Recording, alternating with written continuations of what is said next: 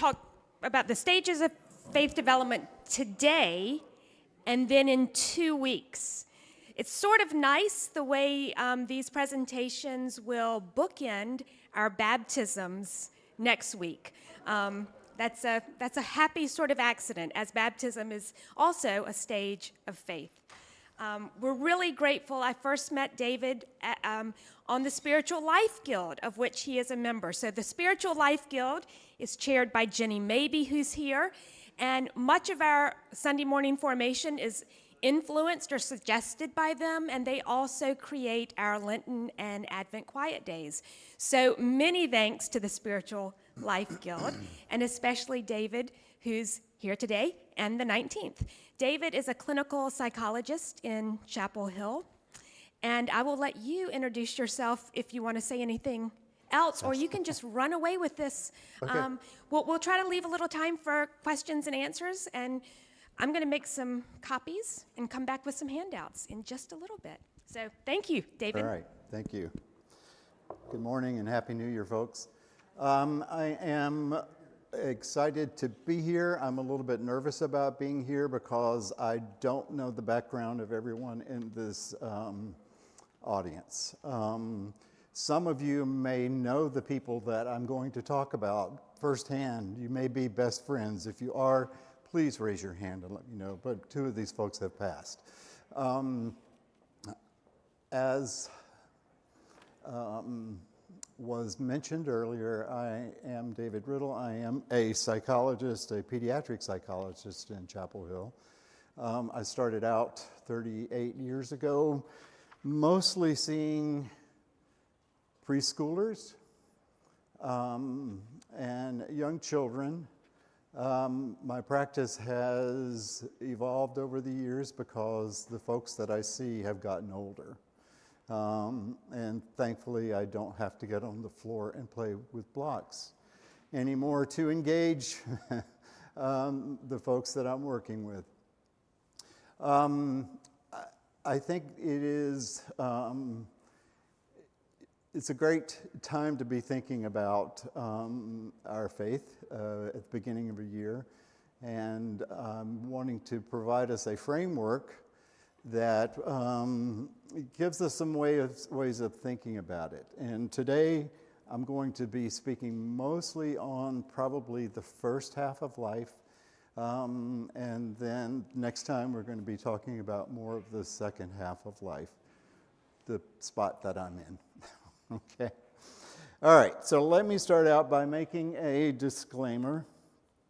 Let's see if we can do this.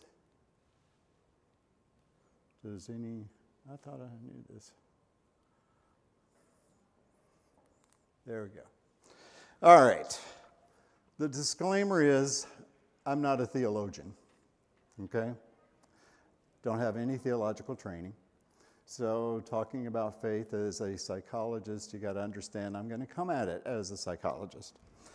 I've been a student of human behavior and have been for the past 38 years professionally and for the past 70 years personally. Yes, I'm 70 years old. The religion of my culture is Christianity, but it's also the one of my choice. After rejecting it, embracing agnosticism, then atheism, then Buddhism, and then returning back to Christianity. That's a whole different story, and maybe we'll get into that. But I am joyfully back. But I would have to say the return to Christianity is not the same Christianity I left, as you can probably guess. You see, I was a teenage fundamentalist. I was an evangelical and proudly now an ex-evangelical. The whole thing, the conversion experience, walking down the aisle to an altar call, baptism by immersion, the only way that God would accept, an idolizer of the Bible, Every word in the Bible was breathed by God. I have to say that the Christianity to which I returned is much more gracious, more loving, and certainly more forgiving. And part of that has to do with my spiritual development. Thus, we're talking about that. I'm sure my journey is not unique. I suspect many of us have been on this winding path through the dark. But as a student of human behavior, I'm intrigued by what shapes this journey. I hope to share with you during this time together some of what I've learned. Okay. So this is sort of a overall agenda. We're going to, I've already done the introduction. There's some things that I want to consider. I want us to take a look at the terminology around faith and its meanings, the theoretical underpinnings of human development, and the stages of faith according to Fowler and Westerhoff. Now, how many of you have heard of James Fowler? Awesome. How about Westerhoff? Okay. Sadly, both of these men are no longer with us, but have left a lasting impression. How about Lisa Miller? Does anybody know Lisa Miller? Awesome. I'm going to introduce you to someone who is an incredible researcher in the field of spirituality as we go along, but using the stages of Fowler and Westerhoff to talk about it. Okay. So, since faith is a human endeavor, it occurs in the context of several developmental processes that are going on at the same time. When we use the word developmental, we often think about early childhood, as we should, because that's when we see the changes taking place most quickly. But that's just the beginning. And one of the things that I do appreciate about the stages of faith of Fowler and Westerhoff is that we see that development does not stop at adolescence. Development is ongoing. We are all developing. I'm happy to say that psychology has acknowledged this ongoing process as well. Several of the processes that bear directly on our faith development are cognitive, think Piaget. I'm sure you folks have heard Piaget. Morality, think Kohlberg, and personality, think Erik Erikson. And at the crux of it all is the neurological bent toward a spiritual life. And that is what Lisa Miller adds to the conversation. Now, I want to say that I was first introduced to Fowler's work probably 20-some years ago. And he was writing, I think it was copyrighted in 1981. So he was writing at a time when there had been a different cultural landscape. Since that time, much has changed in the cultural landscape as it relates to faith. Much of Fowler's thinking occurred at a time when, prior to, many households included parents who were on the same page with regard to faith practices. And even if it was not practiced within the home, some type of a spiritual awareness was supported in or ingrained in our culture. According to Miller, an unquestioned assumption of religion in our culture is largely gone.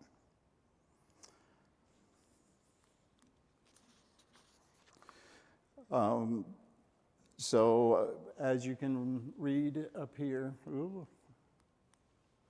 a significant number of adults who range from 25 to 50 were raised without overt spiritual engagement or instruction in the home. As the commitment to traditional religion declined in the 1960s and 70s, a generation was raised without an implicit awareness of the relationship between spirituality and well-being. Today, more than 1/3 of young adults, 18 to 24, report no religion, and that number may be somewhat higher. 2/3 of Americans say that religion is losing its influence in American lives. So Fowler, when he was writing, was covering ground of a little bit more homogeneous society with regard to faith. These days, we are approaching it from a much more diverse landscape. But I wanted to add the fact that that part of what we are looking at with regard to Fowler's work did occur more when there was more homogeneity. Okay, so let's take a look at the different terms, especially when you go looking in the literature for how does faith, spirituality change over time. So we find the word religion, probably the bigger umbrella term. Religions, as defined by comparative religionist W.C. Smith, are cumulative traditions. And cumulative traditions are the various expressions of the faith of people in the past. A cumulative tradition may be constituted by texts of Scripture, visual symbols, liturgies, theologies, creeds, architecture, etc. And then we come upon the word faith. Religion, faith, they sort of go hand in hand. There's the biblical definition of faith from Hebrews 11:1. Which many of you may be able to quote. Now, faith is the assurance of things hoped for, the conviction of things not seen. It's deeper and more personal than religion. It represents a person's way of responding to transcendent value and power as perceived and grasped through the forms of the cumulative tradition. It's deeply personal. What is belief? The holding of certain ideas in religious context arises out of the effort to translate experiences of and relation to transcendence into concepts or propositions. Belief may be one of the ways faith expresses itself. Now, before I get to the next description of spirituality, I want us to turn our attention to, and I don't have a slide here, I am sure that many of you have heard the quote by Blaise Pascal, a 17th century French mathematician, physicist, inventor, writer, and Christian philosopher, who said, famously, there is a God-shaped vacuum in the heart of every man or person which cannot be filled by any created thing, but only by God the Creator, made known through Jesus Christ. The quote is a metaphor for the spiritual yearning of the human soul that drives people on their spiritual quest. Now comes Lisa Miller onto the scene. Lisa Miller is a clinical psychologist and researcher who is professor at Columbia University. She is Jewish by faith and background, and has spent her career studying how spirituality relates to mental health. And I'm going to make reference to several of her books. But this is a quote, spirituality according to her.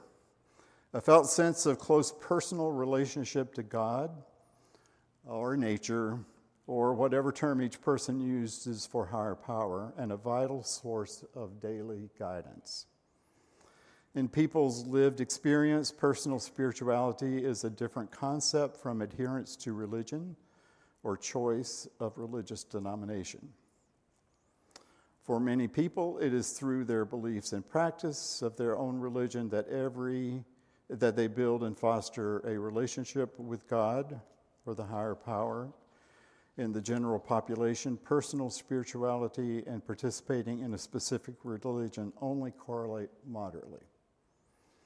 Some people find spirituality in religion, while other people find it in other ways. She's taking a very broad umbrella approach here, but I find in her writings, if you want to bring a Christian perspective to it, go for it because it works, okay? But we will talk more about her research as we go. Now, if you will indulge me, I'm going to get psychology professor-like now, okay? Just because I think when we are looking at faith development, we're looking at various processes that are going on simultaneously. And some of these folks you are all familiar with.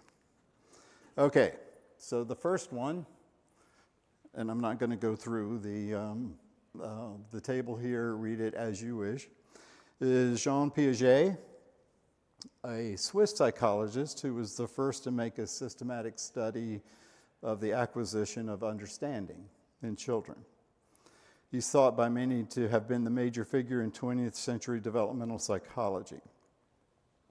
So to collapse this table here, Piaget's theory of cognitive development proposes that children actively construct their understanding of the world by going through distinct stages, where they develop new skills and mental frameworks to interpret experiences, progressing from sensory motor interactions with objects to abstract reasoning.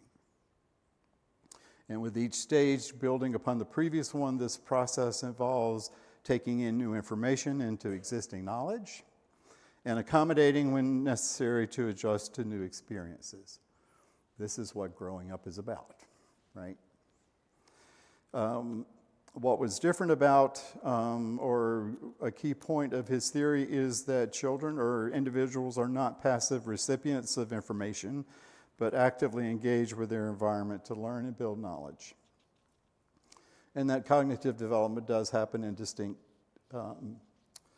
stages, including the ones that you see up there. So, question for discussion: why is this important in faith development? Yes. Well, because you can't jump right away to some theoretical stuff when they're tiny. You have to give them concrete stories and Bible stories and everything. Can I make you repeat that? I'm so sorry. It's a really good point. I'd like everybody to hear it. You can't, even though we might be very enlightened, we're not fundamentalists, but you can't jump all the way to the formal operational stage with small children. They first need to be given the stories, the symbols, in a way that's very concrete to them, which is what we do here. Yes. Thank you. Any other thoughts on that?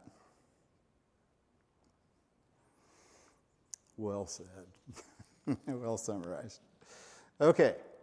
So, Lawrence Kohlberg was an American psychologist who was recognized for his stages of moral development. It outlines the progression of how people reason about moral dilemmas through 6 distinct stages. They're categorized into 3 different levels: pre-conventional, conventional, and post-conventional. And his work, as you can probably guess just by the fact that he has 6 stages and Piaget had 6 stages, was very much influenced by Piaget. Okay? So Kohlberg's theory of moral development proposes that people progress through distinct stages of moral reasoning, starting with a focus on avoiding punishment, and gradually evolving to consider broader societal expectations and universal ethical principles. With each stage building upon the previous one, meaning individuals can't skip levels in their moral development. And so we have 3 primary levels: pre-conventional, based on personal consequences; conventional, focused on social norms; and post-conventional, guided by abstract ethical principles. Question: why is this important in the notion of faith development?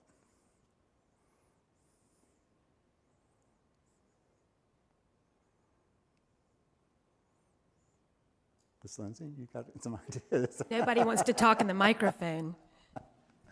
Sorry, not meaning to put you on the spot, but I think you might be able to. I mean, just again, there's nothing wrong with any of these stages. They're stages. They're all important. And so if we're shepherding young people through faith, we need to be aware of all of these stages so that we know how to talk to them about their faith. But also, I think it's possible that some adults get stuck at one of these stages. I don't think it's guaranteed that we all end up at the top of the pyramid. I thank you for pointing that out, because I think one of the, I don't know if we would call it a critique of developmental process, is that not every person goes all the way through. And there are different life circumstances, different sets of individual characteristics that will stop people at certain stages. I'd ask a question. Can we bounce back and forth? You're talking about different circumstances. Might we be in a self-interest stage in one part of our life and a social contract stage in another? Yes, we certainly can. Yeah. Yes. It also gives some, this is anecdotal, but you see students going into college with one level of faith and then suddenly being confronted with other information and suddenly losing everything because, wait a minute, I didn't, this is the way I've always believed, and all of a sudden I find out that not everything that I believed is correct, or it doesn't fit with what the reality is. And it seems, and it's also more comfortable to go back to some of these the law and it's, it's this way and only this way. Right. It's very comfortable to live in that world because you don't have to think. Right. And if you're from a part of culture that holds to that, to go beyond that and then to come back to it, sometimes you have to make a choice. Am I going to be comfortable living in this culture and return to holding that law and order, or am I going to live differently? Yeah. Uh-huh. It also seems that like the ground you're standing on is shifting as you change stages, and that may not be totally coherent, right? Like moving from external ethics to personal ethics may require, letting go of things that got you to this point, which can be pretty challenging. Challenging from the standpoint it's very scary. Yes, it can be very scary, and can contribute to people sort of suspending that growth for a while until they're at a better place. Okay, so here's the guy that I am a really big fan of, Erik Erikson. And I was introduced to Erikson's work as an undergrad here at UNC by a graduate student who was teaching a course that I really loved, and got to know the graduate student and became a research associate with him in a study that he was doing on the ego identity versus diffusion. And we'll talk about that in a minute. So this included interviewing, I think it was 120 college students, and he did 60, I interviewed 60. And that was really the beginnings of, I want to become a psychologist. So, because of hearing these stories of development. So he was looking at this critical time of adolescence. The task that we have before us is to develop our own identity or just become kind of diffuse. And was looking at several dimensions on which we can develop our identities. One of which was religion. So that was that first introduction to the fact that religion is a developmental process. But Erikson was a psychoanalyst, developmental psychologist, passed in 1994. His theory of psychosocial development proposes that personality develops through 8 distinct stages across the lifespan, where individuals must successfully navigate a central crisis, as it were, at each stage to acquire a key virtue, with positive resolution leading to a healthy personality and failure potentially causing lasting difficulties. These stages, as you will see, include, starting over here in empathy, trust versus mistrust, autonomy versus shame and doubt in toddlerhood, initiative versus guilt in preschool, industry versus inferiority in school age, identity versus role confusion in adolescence, intimacy versus isolation in young adulthood, and then the last 2 that I think many of us might find ourselves in, generativity versus stagnation, middle adulthood, and integrity versus despair, late adulthood. The key points about Erikson's theory, it focuses on social interaction. Unlike Freud, who was a contemporary, Erikson emphasized the importance of social interaction and cultural influences on personality development throughout life. Another key point, the psychosocial crisis. Each stage represents the central conflict that the individual must resolve to progress to the next stage. There are positive outcomes. Successfully navigating a stage results in acquiring a specific virtue, like trust, autonomy, integrity, which contributes to a healthy personality.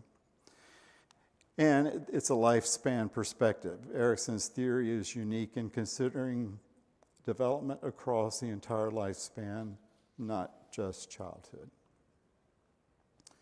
Any thoughts on how or why this is important in our notion of faith development?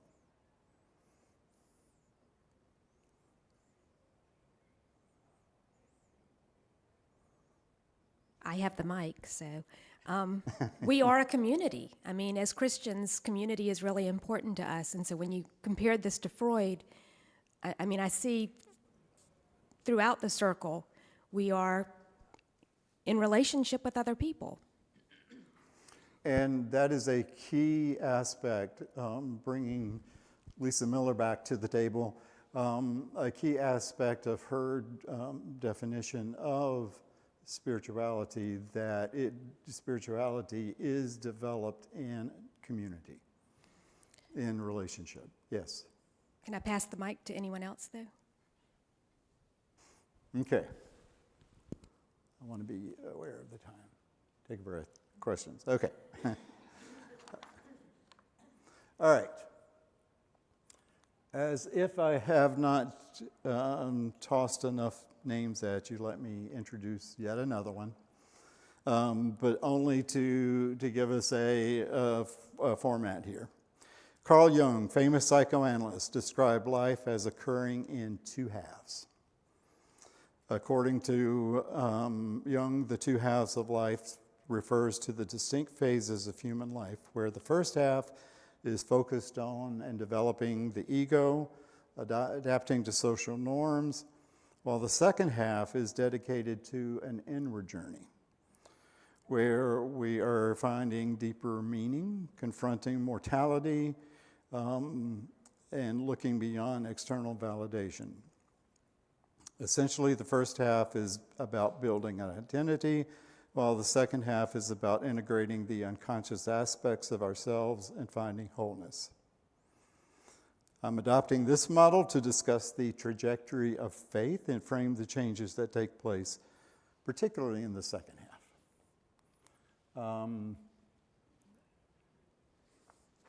I forgot. So the first half, Richard Rohr, known around these parts as the author of The Universal Christ, expounds on Jung's theory describing the first half of life as the container of our life. We grow up and build our ego structures, confirm our identity, seek importance, and affiliate with groups. And then the second half, we discover the meaning behind what we did in the first half. According to Rohr, this half is not about growing up, but growing down, learning the lessons of surrender and letting go. So in the time we have left, I want to focus a little bit more on the first half, but not before this quote, which some may find controversial, I don't know. One cannot live the afternoon of life according to the program of life's morning. For what was great in the morning will be of little importance in the evening, and what in the morning was true will at evening become a lie. Okay. Now, James Fowler. Interestingly, James Fowler was born in Reidsville, North Carolina. I didn't know that.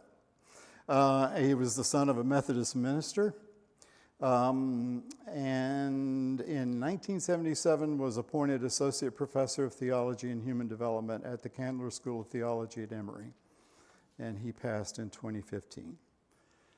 He's best known for his book, Stages of Faith, in which he sought to develop the idea of the developmental process in human faith, what we've been building up to, okay? These stages of faith development were built along the lines of Piaget, theory of cognitive development, and Kohlberg's stages of moral development. The reason that we brought that up, or I brought that up. Okay, so let's go to the first one. It's called a zero stage, but believe it or not, it's probably one of the most important. The pre-stage, or the undifferentiated stage of development. I would argue that this is the stage in which we first see the face of God. We don't directly learn about God at this stage. This is infancy. It serves as a template for future relationships in that it's about learning trust. And when we think about what our faith, one of the aspects of our faith, strong faith, is the building and the trust in this transcendent power. What we experience at this stage sets the stage for later development. And then just the comment by Miller, a child's spirituality precedes and transcends language, culture, and religion. It comes as naturally to children as their fascination with a butterfly or a twinkling star-filled night sky. I think and we can get into more of this later, what is so fascinating to me about the work of Miller is her digging deep into the brain and learning that there are structures, there are neural pathways, there are genetic correlates to spirituality. And we're born that way. We pop into the world that way. And so we've got this predisposition toward it. So how does it start? It starts with looking into the face of your parents. It starts with feeling the unconditional love from your parents, from your caregivers. And this is, to me, the primary track that's laid down when we think about our faith development. That there is a supreme being who has our interest at heart, who loves me unconditionally. So I would argue that this undifferentiated faith or pre-stage really is probably the most important to begin with, because it is where we do begin to see the characteristics of God. Any thoughts on that? Those of you who are parents, Oh, wait, my Brit. The paragraph on the right makes me think about that kind of mystical sense that we think of associated with childhood. And yet what you're talking about is the parent is really the most important influence and template, which may be a difficult experience for a lot of kids. I would assume they still have this mystical side They do. that they're naturally born with. So what happens in that conflict? So if you have a parent who is not loving, not good at caregiving, then it begins to shut that process down, that spiritual, mystical process down, unfortunately. Or maybe it breaks off and just develops. I actually think it's always there, personally. But Yeah, I do. I do think yeah. that I do believe the research. I do believe personal experience, the experience of people around me, that it's always there. But there are experiences that we do have that can close the door, but not totally shut it down. Right. Yeah. I agree. Yeah, thank you for that point. That's a good one. There is research that does suggest that the quality of this relationship does give us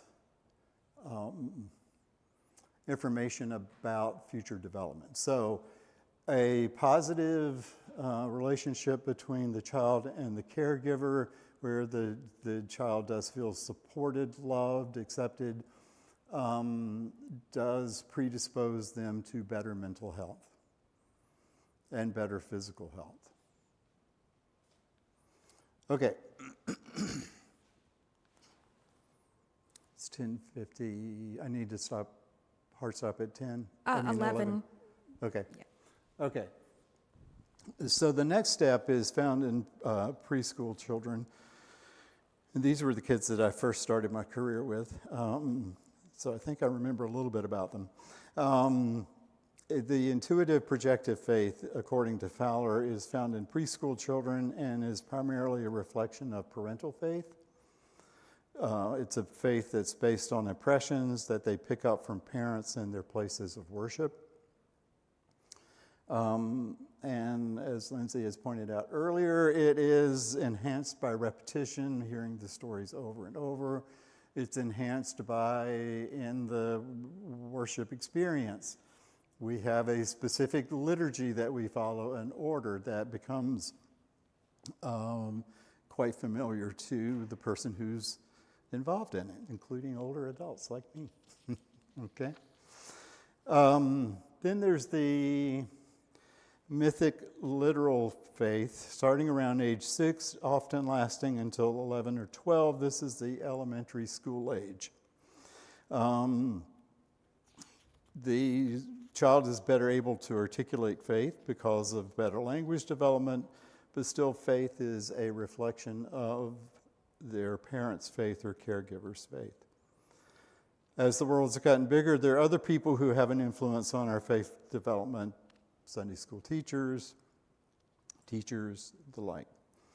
The story is especially important to children at this age because they're not good at abstract thinking yet. Think back to Piaget. Stories of the Bible give children a sense of who they are and what it means to be the people of God. And I did not mean to, I meant to capitalize God, but I didn't.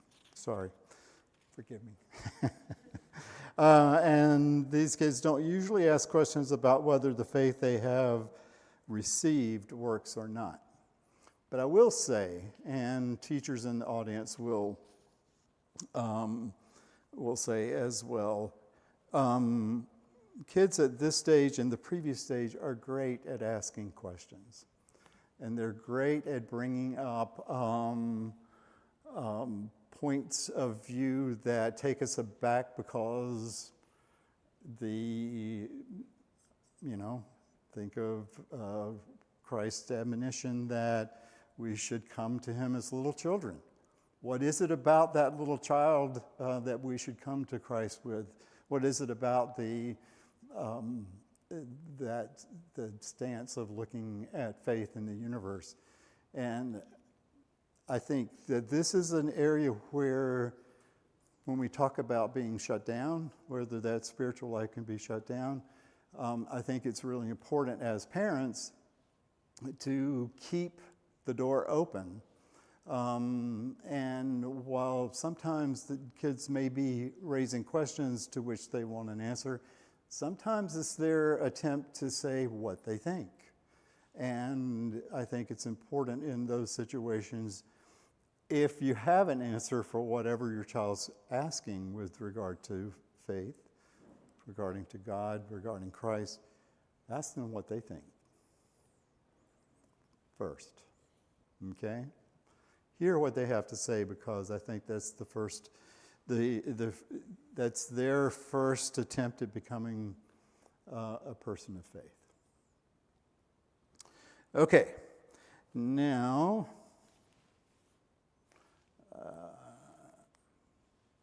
then there's the next step is the synthetic conventional faith that's found in middle school children and lasts through much of high school.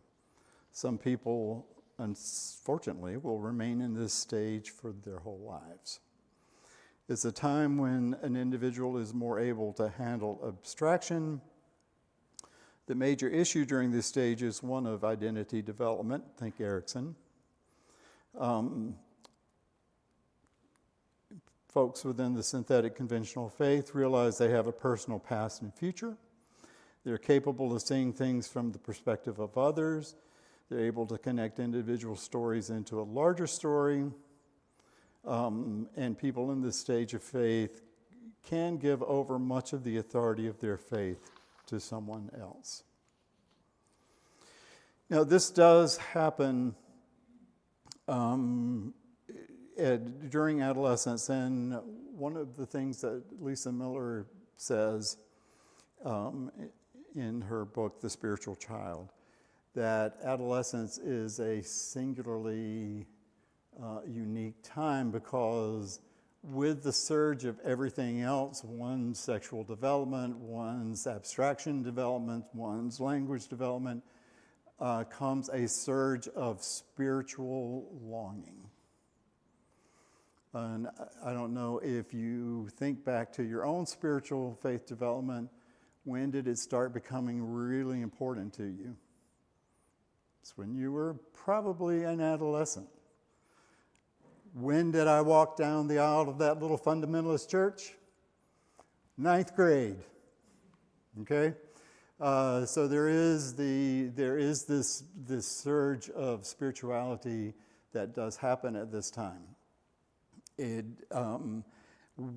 How it develops, again, like all of these others, depends on what kind of support do we give it. I'm happy to see, and one of the reasons that I am here is that I think the Chapel of the Cross does a great job in developing the spirituality of all kids, but particularly the adolescents, because it's a really important time. We need to finish up for today. Let me just say thank you for being here. Thank you for your comments, questions. We're going to look more at the second half of life next time, the time of life that is where many of us find ourselves and are dealing with looking at the contents versus the bucket. Are there any questions before we head out? Thank you for your time and attention, and I do have some, Handouts, yeah, thank you, David. If you're interested in some of these slides, there are handouts right on this last chair, walking out the door. yes. Wait. Yes. Sharing a bibliography at the end. Yes, I will be sharing a bibliography. I was about to say that did not make it onto the slide set. So I do have a bibliography. Any other questions that we can be thinking about for 2 weeks? Since 2 weeks. our Be next thinking session will be about 2 the weeks. second half of life. Anybody want to send us off with a? The Spiritual Child. I have it right here. The Spiritual Child. Thank you. It's awesome. All right, thank Okay, you. See you in 2 weeks. Thank you.